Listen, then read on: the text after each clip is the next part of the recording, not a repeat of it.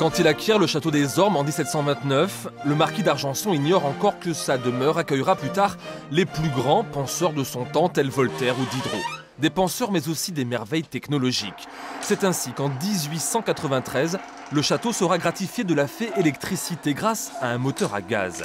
7 ans plus tard, il sera transformé en moteur à explosion et fonctionnera jusqu'en 1920 pour être ensuite oublié. Ce n'est qu'en 2007 que Stéphane Savini, tout juste nommé intendant du château, décide de lui redonner vie.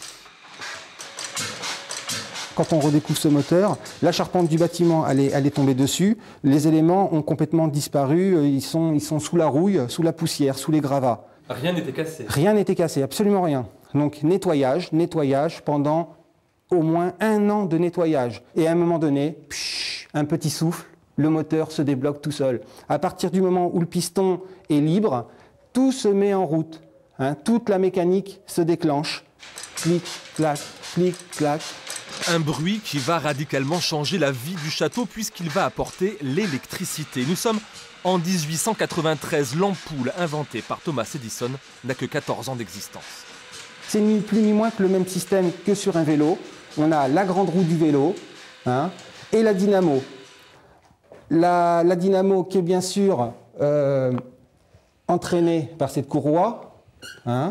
Et ici, simplement, on voit les bobines tourner. Et au bout des charbons, on a la fabrication du courant continu, le 110 volts. Ainsi, 2 siècles et demi après avoir hébergé les grands philosophes et les encyclopédistes, le château des Ormes peut aujourd'hui s'enorgueillir d'être à nouveau le château des Lumières.